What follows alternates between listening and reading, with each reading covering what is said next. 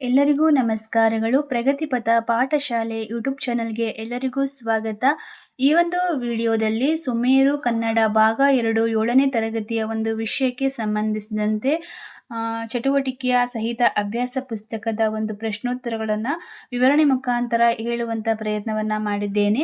ಈ ಒಂದು ವಿಡಿಯೋ ಶಿಕ್ಷಕರಿಗೆ, ವಿದ್ಯಾರ್ಥಿಯ ಪೋಷಕರಿಗೆ ಹಾಗೂ ಸ್ಪರ್ಧಾರ್ಥಿಗಳಿಗೂ ಕೂಡ ಈ ಒಂದು ವಿಡಿಯೋ ಉಪಯುಕ್ತವಾಗುತ್ತದೆ. ಬನ್ನಿ ವಿಡಿಯೋ ಶುರು ಮಾಡೋಣ. ಪರಿವಿಡಿ ವಿಷಯಗಳು: ಸಜಾತಿ ವಿಜಾತಿ ಒತ್ತಕ್ಷರ ಪದಗಳನ್ನು ಗುರುತಿಸಿ ಬರೆಯಿರಿ. ಸಜಾತಿಯ ಒತ್ತಕ್ಷರಗಳು ಅಂತಂದ್ರೆ ವ್ಯಂಜನದ ಅದೇ ಅಕ್ಷರದ ಒತ್ತಕ್ಷರವನ್ನ ಹೊಂದಿ ಪದವಾಗಿರುವಂತಹದನ್ನ ಸಜಾತಿಯ ಒತ್ತಕ್ಷರ ಪದಗಳು ಅಂತ ಕರೀತಾರೆ. ಹಾಗೆ ವಿಜಾತಿಯ ಒತ್ತಕ್ಷರಗಳು ಅಂತಂದ್ರೆ ಆ ವ್ಯಂಜನದ ಅಕ್ಷರಗಳಿಗೆ ಬೇರೆ ವ್ಯಂಜನದ ಒತ್ತಕ್ಷರಗಳು ಸೇರಿ ಪದವಾಗಿದ್ರೆ ಅದನ್ನ ವಿಜಾತಿಯ ಒತ್ತಕ್ಷರಗಳು ಅಂತ ಕರೆಯಲಾಗುತ್ತದೆ. ಅದರಲ್ಲಿ ಸಜಾತಿಯ ಒತ್ತಕ್ಷರಗಳಲ್ಲಿ ಈರುಳ್ಳಿ, ಇಲ್ಲಿ ಲಾಗೆ ಲಾ ಒತ್ತಕ್ಷರ ಬಂದಿದೆ, ಇಲ್ಲಿ ಬಾಗೆ ಬಾ ಒತ್ತಕ್ಷರ, ಡಾಗೆ ಡಾ ಒತ್ತಕ್ಷರ, ಪಾಗೆ ಪಾ ಒತ್ತಕ್ಷರ. ಅದೇ ಜಾತಿಯ ಒತ್ತಕ್ಷರ ಬಂದಿದ್ರೆ ಅದನ್ನ ಸಜಾತಿಯ ಒತ್ತಕ್ಷರಗಳು ಅಂತ ಕರೆಯಲಾಗುತ್ತದೆ. ಮತ್ತು ವಿಜಾತಿಯ ಒತ್ತಕ್ಷರಗಳು ಅಂದ್ರೆ ಇಲ್ಲಿ ಶಾಗೆ ವಾ ಒತ್ತಕ್ಷರ ಬೇರೆ ಒತ್ತಕ್ಷರ ಬಂದಿದೆ, ಹಾಗಾಗಿ ಇದನ್ನ ವಿಜಾತಿಯ ಒತ್ತಕ್ಷರಗಳು ಅಂತ ಕರೆಯಲಾಗುತ್ತದೆ. ಹಾಗೆ ಸಮಾನಾರ್ಥಕ ಪದಗಳನ್ನ ಬರೆಯಿರಿ ಅಂತ ಕೇಳಿದ್ದಾರೆ. ಅಂದ್ರೆ ಈರುಳಿಗೆ ಮತ್ತೊಂದು ಅರ್ಥ ಕತ್ತಲು, ರಾತ್ರಿ, ರಜನಿ. ಇದೇ ರೀತಿಯಾಗಿ ಇಲ್ಲಿರುವಂತಹ ಸಮಾನಾರ್ಥಕ ಪದಗಳನ್ನ ನೋಡಬಹುದು. ಹಾಗೆ ಬಿಟ್ಟಿರುವಂತಹ ಪದಗಳು ಇಲ್ಲಿ ಆಕಾಶದಲ್ಲಿ ಹಕ್ಕಿ ಅಂದ್ರೆ ಊಟ ಮಾಡುವಂತಹ, ಅನ್ನ ಮಾಡುವಂತಹ ಧಾನ್ಯ ಹಕ್ಕಿ. ಆದ್ರೆ ಇಲ್ಲಿರುವಂತಹದ್ದು ಆಕಾಶದಲ್ಲಿ ಹಾರುತ್ತಿರುವಂತಹದ್ದು ಪಕ್ಷಿ, ಅದನ್ನ ನಾವು ಹಕ್ಕಿ ಅಂತ ಕರಿತೀವಿ. ಹಾಗೆ ಇಲ್ಲಿ ಉಚ್ಚಾರಣೆ ಒಂದೇ ಅನಿಸಿದ್ರು ಕೂಡ ಅಕ್ಷರಗಳಲ್ಲಿ ವ್ಯತ್ಯಾಸವನ್ನ ನೋಡ್ಬೇಕಾಗುತ್ತೆ. ಹಾಗೆ ಹಸುವು ಹಾಲು ಕೊಡುತ್ತದೆ, ಈ ಹ ಎನ್ನುವಂತಹ ಅಕ್ಷರ ಸರಿಯಾಗಿರುವಂತಹದ್ದು. ಅದೇ ರೀತಿಯಾಗಿ ನಾನಾರ್ಥಕ ಪದಗಳು ಅಂದ್ರೆ ಈ ಗಜ ಎನ್ನುವಂತಹ ಅರ್ಥಕ್ಕೆ ಬೇರೆ ಅರ್ಥವನ್ನ ಕೊಡುವಂತಹದ್ದು. ಅಂದ್ರೆ ಇಲ್ಲಿ ಕಾಡು ಅಂದ್ರೆ ವನ, ಇದಕ್ಕೆ ನಾನಾ ಅರ್ಥ ಅಂತಂದ್ರೆ ಪೀಡಿಸುವುದು, ಕಾಡಿಸುವುದು ಅಂತ ಹೇಳ್ತಾರಲ್ಲ, ಆ ರೀತಿಯಾದಂತಹ ಅರ್ಥ. ವಿರುದ್ಧಾರ್ಥಕ ಪದಗಳು ಲಾಭ, ನಷ್ಟ, ಹಿಗ್ಗು, ಕುಗ್ಗು, ಸತ್ಯ, ಸುಳ್ಳು, ಈ ರೀತಿಯಾದಂತಹ ವಿರುದ್ಧಾರ್ಥಕ ಪದಗಳನ್ನು ನೋಡಬಹುದು. ಹಾಗೆ ಅಜಗಜಾಂತರ, ಇದಕ್ಕೆ ವಾಕ್ಯ ಮಾಡುವಂತಹದ್ದು. ಭೂಮಿ, ಚಂದ್ರ, ಅಜಗಜಾಂತರ ವ್ಯತ್ಯಾಸವಿದೆ, ನೀವು ನಿಮ್ಮ ಸ್ವಂತ ವಾಕ್ಯವನ್ನ ಮಾಡಬಹುದು. ಹಾಗೆ ಅಟ್ಟಕ್ಕೇರಿಸು, ಆ ಗಾದೆಯನ್ನ ಪೂರ್ಣಗೊಳಿಸಿ ಅಂತ ಹೇಳಿದ್ದಾರೆ. ಇಲ್ಲಿ ಕುಂಬಾರನಿಗೆ ವರುಷ, ದೊಣ್ಣೆಗೆ ನಿಮಿಷ. ಅಂದ್ರೆ ಒಬ್ಬ ಕುಂಬಾರ ಒಂದು ಕುಂಭವನ್ನ ಮಾಡಬೇಕು ಅಂತಂದ್ರೆ 1 ವರ್ಷ ಬೇಕಾಗುತ್ತೆ. ಮಣ್ಣನ್ನ ಕಲಸಿ ಅದನ್ನ ಸುಟ್ಟು ಅದನ್ನ ಒಂದು ಆಕಾರ ತೆಗೆದುಕೊಂಡು ಮಾಡುವಂತಹದ್ದು. ಆದ್ರೆ ಅದೇ ಮಡಿಕೆಯನ್ನು ನಾವು ಒಂದು ದೊಣ್ಣೆಯಿಂದ 1 ನಿಮಿಷದಲ್ಲೇ ಹಾಳು ಮಾಡಬಹುದು ಒಡೆದು. ಆ ರೀತಿಯಾಗಿ ಗಾದೆಯನ್ನ ಪೂರ್ಣಗೊಳಿಸಬೇಕು. ಹಾಗೆ ಒಗಟು, ಹಾಗೆ ರೂಢನಾಮ, ಅನ್ವರ್ತಕ ನಾಮ, ಅಂಕಿತ ನಾಮಗಳನ್ನ ವಿಂಗಡಿಸಿ ಬರಿಬೇಕಾಗುತ್ತೆ. ಅಂದ್ರೆ ರೂಢಿಯಿಂದ ಬಂದಿರುವಂತಹ ಪದಗಳು. ದೇಶ ಅಂತ ಯಾವಾಗಲೂ ಕೂಡ ಈ ಒಂದು ಪದವನ್ನ ಬಳಸ್ತಾರೆ. ಆದ್ರೆ ಇಲ್ಲಿ ಭಾರತ ದೇಶ ಅಂತ ಬಂದ್ರೆ, ಭಾರತ ಅಂತ ಅಂದ್ರೆ ಅದು ಅಂಕಿತ ನಾಮವಾಗುತ್ತೆ, ದೇಶ ಅಂದ್ರೆ ರೂಢನಾಮವಾಗುತ್ತೆ. ಹಾಗೆ ವಕೀಲ ಅಂದ್ರೆ ಒಬ್ಬ ವ್ಯಕ್ತಿಯ ಒಂದು ಜೀವನದಲ್ಲಿ ಇರುವಂತಹ ಒಂದು ಕೆಲಸ, ವಿಶೇಷತೆ, ಅದನ್ನ ಅನ್ವರ್ತಕ ನಾಮ ಅಂತ ಕರೆಯಲಾಗುತ್ತದೆ. ಆಕಾರದಿಯಾಗಿ ಬರೆಯುವಂತಹದ್ದು ಅಂದ್ರೆ ಇಲ್ಲಿ ಸ್ವರಗಳು, ವ್ಯಂಜನಗಳು ಅವು ಯಾವ ತರ ಅಂತಂದ್ರೆ ಸ್ವರಗಳಿಂದ ಯೋಗವಾಹಗಳು, ಅದೇ ರೀತಿಯಾಗಿ ವರ್ಗೀಯ ವ್ಯಂಜನ, ಅವರ್ಗೀಯ ವ್ಯಂಜನ, ಈ ರೀತಿಯಾಗಿ ಅಲ್ಪಪ್ರಾಣ, ಮಹಾಪ್ರಾಣ, ಈ ರೀತಿಯಾಗಿ ಸೀರಿಯಲ್ ಪ್ರಕಾರ ಕ್ರಮಬದ್ಧವಾಗಿ ಆಕಾರದಿಯಾಗಿ ಬರೆಯುವಂತಹದ್ದು. ಅಂದ್ರೆ ಇಲ್ಲಿ ಅಕ್ಕರೆ ಅಂದ್ರೆ ಅದಾದ್ಮೇಲೆ ಈ ಹೂ, ಈ ರೀತಿಯಾಗಿ ಬರೆಯುವಂತಹದ್ದು. ಹಾಗೆ ಇಲ್ಲಿರುವಂತಹದ್ದು ವರ್ತಮಾನ ಮತ್ತು ಭೂತಕಾಲ ಇದನ್ನು ಭವಿಷ್ಯತ್ ಕಾಲಕ್ಕೆ ಪರಿವರ್ತಿಸಿ ಬರಿಬೇಕು. ಭವಿಷ್ಯತ್ ಕಾಲ ಅಂತಂದರೆ ಮುಂದೆ ಆಗುವಂತಹದ್ದು, ಇನ್ನೂ ಆ ವಿಷಯ ನಡೆದಿಲ್ಲ, ನಡೆಯುತ್ತನೂ ಇಲ್ಲ, ಮುಂದೆ ಆಗಬಹುದು, ಆಗದೇ ಇರಬಹುದು, ಅದನ್ನು ಬರಿಬೇಕಾಗುತ್ತೆ. ಪ್ರಾಸಪದಗಳು ವೀರ, ವೀರರೇ, ಶೂರರೇ, ಮನೆಯಲ್ಲಿಟ್ಟು, ಮನದಲ್ಲಿಟ್ಟು, ಈ ರೀತಿಯಾದಂತಹ ಸಮಾನಾರ್ಥಕ ಪದಗಳಿವು. ಹಾಗೆ ಪ್ರಾಸಪದಗಳನ್ನು ಜೋಡಿಸಿ ಬರಿಬೇಕು. ಇಲ್ಲಿ ದೀಪ, ರೂಪ, ಹಿಡಿ, ಸಿಡಿ, ಮರೆತೆವು, ತೊರೆದೆವು, ಈ ರೀತಿಯಾಗಿರುವಂತಹ ಪ್ರಾಸಪದಗಳು. ಹಾಗೆ ಇಲ್ಲಿರುವಂತಹ ಪದಗಳನ್ನು, ಪ್ರಾಸಪದಗಳನ್ನು ನಾವು ಓದ್ಬಿಟ್ಟು ಅದಕ್ಕೆ ಒಂದು ಕವನವನ್ನು ಸ್ವಂತವಾಗಿ ರಚನೆ ಮಾಡಬೇಕು. ನಾನು ಈ ರೀತಿಯಾಗಿ ರಚನೆ ಮಾಡಿದ್ದೆ, ನೀವು ನಿಮಗೆ ಅನಿಸಿದ ರೀತಿಯಲ್ಲಿ ರಚನೆ ಮಾಡಬಹುದು. ಹಾಗೆ ಇಲ್ಲಿ ಕವನವನ್ನು ಬರೆದು ಅದನ್ನು ನಮ್ಮ ಸಾರಾಂಶ, ಅಂದರೆ ಅದು ನಮಗೆ ಏನು ಅನಿಸುತ್ತೆ ಆ ಒಂದು ಚಿತ್ರವನ್ನು ನೋಡಿದರೆ ಅಂತ ಅದರ ಬಗ್ಗೆ ಬರಿಬೇಕಾಗುತ್ತೆ. ಹಾಗೆ ದುರುಕ್ತಿಗಳು,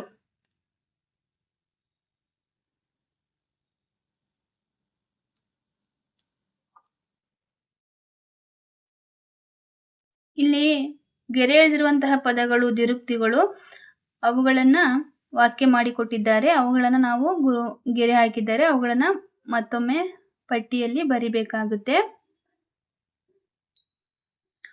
ದ್ವಿರುಕ್ತಿಗಳನ್ನು ಪಟ್ಟಿ ಮಾಡಿ ಬರಿಬೇಕು.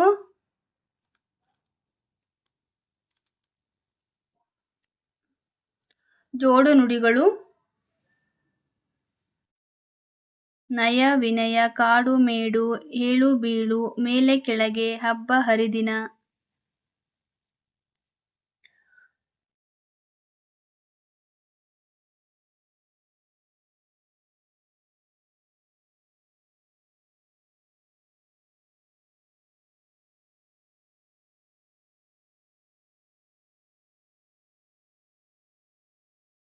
ಇಲ್ಲಿರುವಂತಹ ವಾಕ್ಯಗಳಿಗೆ ಸ್ವಂತ ವಾಕ್ಯವನ್ನು ಬರೆಯುವಂತಹದ್ದು. ಜೋಡಿ ನುಡಿಗಳು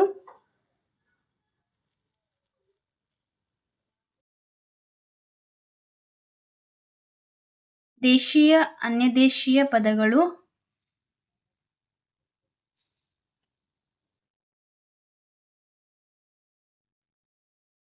ಇಲ್ಲಿ ಕೊಟ್ಟಿರುವಂತಹ ಪದಗಳನ್ನು ನಾವು ಓದುತ್ತಾ ದುಂಡಾಗಿ ಬರಿಬೇಕಾಗುತ್ತೆ.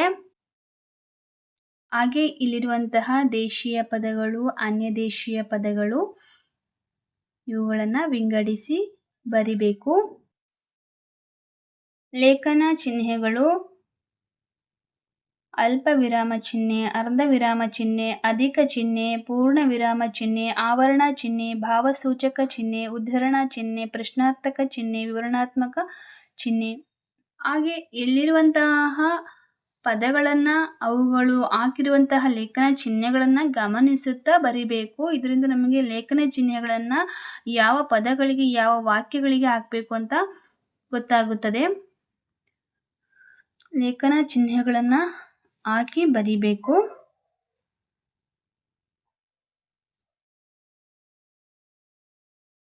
ವಿಭಕ್ತಿ ಪ್ರತ್ಯಯಗಳು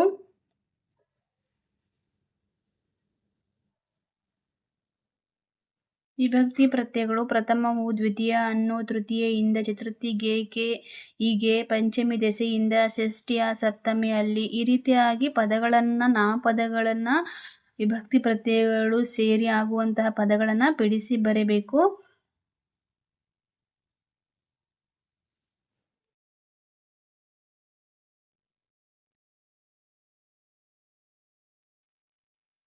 ಸ್ವಂತ ವಾಕ್ಯಗಳನ್ನು ಬಳಸಿ ಬರೆಯುವಂಥದ್ದು, ವಾಕ್ಯಗಳನ್ನು ಪೂರ್ಣಗೊಳಿಸಬೇಕು.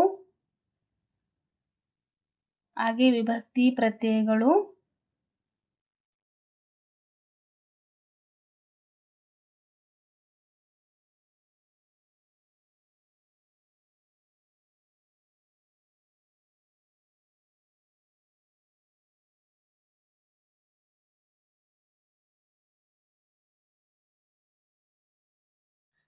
ಹಾಗೆ ಇಲ್ಲಿರುವಂತಹ ಪ್ರತ್ಯಯಗಳನ್ನು ಗುರುತಿಸಿ ಬರಿಬೇಕು. ವಿರುದ್ಧಾರ್ಥಕ ಪದಗಳಿವು. ಪ್ರಾಸ ಪದಗಳನ್ನು ಬರೆಯುವಂತಹದ್ದು. ದುರುಕ್ತಿ ಪದಗಳು, ಜೋಡು ನುಡಿಗಳನ್ನು ಗೆರೆ ಎಳೆದಿರಲಾಗಿದೆ, ಅವುಗಳನ್ನು ಬರಿಬೇಕು. ಸ್ವಂತ ವಾಕ್ಯ ಮಾಡುವಂತಹದ್ದು, ಜೋಡು ನುಡಿಗಳಿಗೆ ಸ್ವಂತ ವಾಕ್ಯ ಮಾಡುವಂತಹದ್ದು. ಲೇಖನ ಚಿಹ್ನೆಗಳನ್ನು ಹಾಕುವಂತಹದ್ದು ವಾಕ್ಯಕ್ಕೆ. ಹಾಗೆ ದೇಶೀಯ ಅನ್ಯದೇಶೀಯ ಪದಗಳನ್ನು ಬರಿಬೇಕು. ವಚನಗಳು ಅಂದರೆ ಏಕವಚನ, ಬಹುವಚನ ಈ ರೀತಿಯಾಗಿ ಬರೆಯುವಂತಹದ್ದು. ಹಾಗೆ ಕೊಟ್ಟಿರುವಂತಹ ವಾಕ್ಯಗಳನ್ನು ಗಮನಿಸಿ ಬರಿಬೇಕಾಗುತ್ತೆ. ಹಾಗೆ ಇಲ್ಲಿರುವಂತಹ ವಾಕ್ಯಗಳನ್ನು ಸರಿಪಡಿಸಿ ಬರಿಬೇಕು. ವಚನಗಳನ್ನು ಬದಲಾಯಿಸೋದು ಅಂದರೆ ಏಕವಚನ, ಬಹುವಚನ, ಚಿತ್ರಗಳು, ಶಾಲೆಗಳು, ಹುಡುಗಿಯರು, ಶಿಕ್ಷಕಿಯರು, ರೈತರು ಈ ರೀತಿಯಾಗಿ. ತತ್ಸಮ ತದ್ಭವ, ಭಕ್ತಿ ಭಕುತಿ, ಕಾವ್ಯ ಕಬ್ಬ, ಪಕ್ಷಿ ಹಕ್ಕಿ, ಸಂಧ್ಯಾ ಸಂಜೆ, ಪುಸ್ತಕ ಒತ್ತಿಗೆ ಈ ರೀತಿಯಾಗಿರುವಂತಹ ತತ್ಸಮ ತದ್ಭವಗಳನ್ನು ಬರಿಬೇಕು.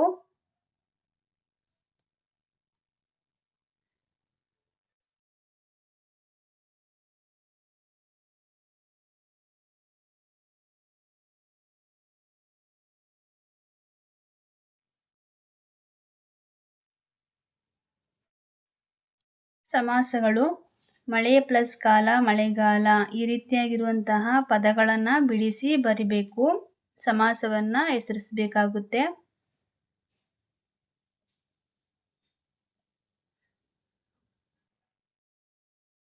ಕೆರೆಯು ಪ್ಲಸ್ ಕಟ್ಟೆಯು ಪ್ಲಸ್ ಬಾವಿಯು, ಕೆರೆ ಕಟ್ಟೆ ಬಾವಿಗಳು ದ್ವಂದ್ವ ಸಮಾಸ.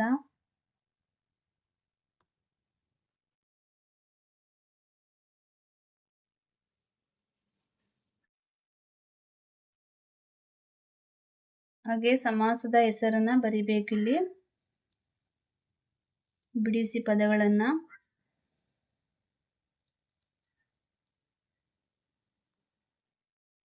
ಹಾಗೆ ಸಮಾಸಗಳು ಕ್ರಿಯಾ ಸಮಾಸ, ತತ್ಪುರುಷ ಸಮಾಸ, ಕರ್ಮಧಾರಯ ಸಮಾಸ, ದ್ವಿಗು ಸಮಾಸ, ಅಂಶಿ ಸಮಾಸ, ದ್ವಂದ್ವ ಸಮಾಸ, ಬಹುವ್ರೀಹಿ ಸಮಾಸ.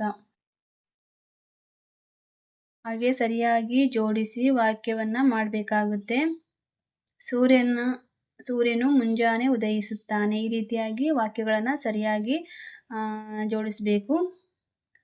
ಶಾಲಾ ಪಠ್ಯ ಪುಸ್ತಕ ಇದರ ಬಗ್ಗೆ ಒಂದು 5-6 ವಾಕ್ಯಗಳನ್ನು ಬರೆದಿದ್ದೇನೆ. ನೀವು ನಿಮಗೆ ಅನಿಸಿದಂತಹ ವಿಷಯವನ್ನು ಬರೀಬಹುದು. ಪರಿಸರ ಮಾಲಿನ್ಯ, ಆಟಗಳ ಮಹತ್ವ, ಹಾಗೆ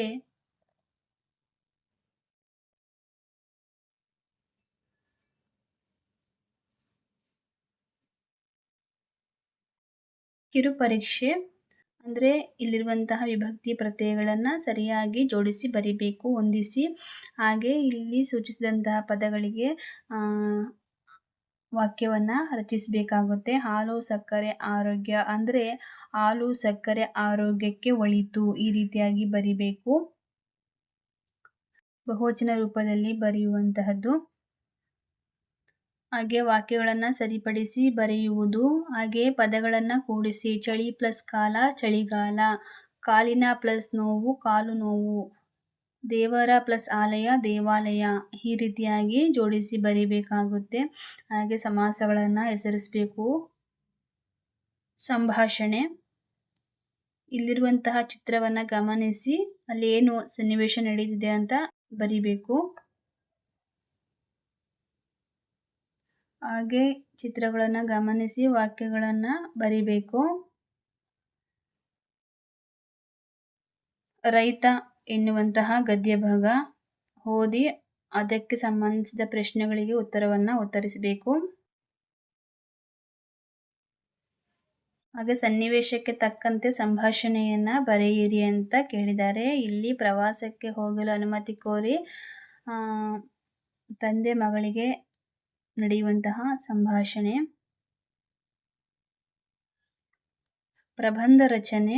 ಪ್ರಬಂಧ ರಚನೆಯಲ್ಲಿ ವಿಷಯ ಸಂಗ್ರಹ, ಕ್ರಮಬದ್ಧತೆ, ಭಾಷೆ ಮತ್ತು ಶೈಲಿ ಮುಖ್ಯವಾಗಿರುತ್ತೆ. ಸ್ವತಂತ್ರ ದಿನಾಚರಣೆ ನಾನು ಅನಿಸಿದ ರೀತಿಯಲ್ಲಿ ಬರ್ತೀನಿ, ನೀವು ಬರೀಬಹುದು ಸ್ವಂತವಾಗಿ. ಹಾಗೆ ಕ್ರೀಡಾಕೂಟಗಳು ಇದ್ರ ಬಗ್ಗೆ ಬರಿಬೇಕು. ಪ್ರತಿಭಾ ಕಾರಂಜಿ ಇದ್ರ ಬಗ್ಗೆ ಬರಿಬಹುದು. ಹಾಗೆ ಚಿತ್ರವನ್ನು ಗಮನಿಸಿ ನಮಗೆ ಅದರ ಬಗ್ಗೆ ಏನನಿಸುತ್ತೆ ಅದನ್ನು ಬರಿಬಹುದು. ಹಾಗೆ ಹೊಂದಿಸಿ ಬರೆಯುವಂತಹ ಪದಗಳು. ಹಾಗೆ ಇಲ್ಲಿ ಪತ್ರಕ್ಕೆ ನಾವು ಯಾವ ರೀತಿ ಪದಗಳನ್ನು ಬಳಸ್ತೀವಿ ಅನ್ನೋದನ್ನು ಬರಿಬೇಕು. ಹಾಗೆ ಇಲ್ಲಿ ಶಾಲೆಯಲ್ಲಿ ಆಚರಿಸುವ ಸ್ವತಂತ್ರ ದಿನಾಚರಣೆಯ ಕುರಿತು ಸ್ನೇಹಿತನಿಗೆ ಒಂದು ಪತ್ರವನ್ನು ಬರಿಬೇಕಾಗುತ್ತೆ. ಛಂದಸ್ಸು ಮೇಲಿನಂತೆ ಪದ್ಯಕ್ಕೆ ಪ್ರಸ್ತಾರವನ್ನು ಹಾಕುವಂತಹದ್ದು. ಲಘು, ಗುರು ಇವುಗಳು ಪ್ರಸ್ತಾರ ಹಾಕುವಂತಹ ಇದು. ಅವುಗಳನ್ನು ವಿಭಾಗ ಮಾಡಿ ಗಣ ವಿಭಾಗ ಅಂತ ಮಾಡ್ತಾರೆ. ಅದು ಮುಂದಿನ ತರಗತಿಯಲ್ಲಿ ತಿಳಿಬಹುದು. ಹಾಗೆ ಈ ವಿಷಯಕ್ಕೆ ಸಂಬಂಧಿಸಿದಂತೆ ಕಿರುಪರೀಕ್ಷೆ 3 ಪ್ರಾಸಪದಗಳನ್ನು ಜೋಡಿಸಿ ಬರಿಬೇಕು. ಹಾಗೆ ಪದಗಳನ್ನು ಬಿಡಿಸಿ ಕೂಡಿಸಿ ಸಂಧಿಗಳನ್ನು ಹೆಸರಿಸಬೇಕು. ಹಾಗೆ ನಾಮಪದಗಳ ಬದಲಿಗೆ ಸರ್ವನಾಮ ಪದಗಳನ್ನು ಬಳಸಿ ವಾಕ್ಯವನ್ನು ಪೂರ್ಣಗೊಳಿಸಬೇಕು.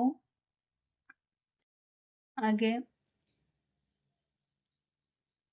ದೇಶೀಯ ಅನ್ಯದೇಶೀಯ ಪದಗಳನ್ನು ವಿಂಗಡಿಸಿ ಬರಿಬೇಕು.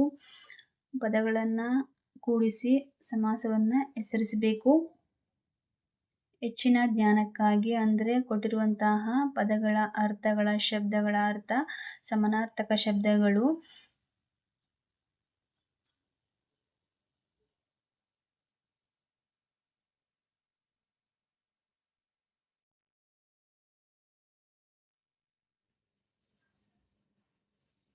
ಧನ್ಯವಾದಗಳು.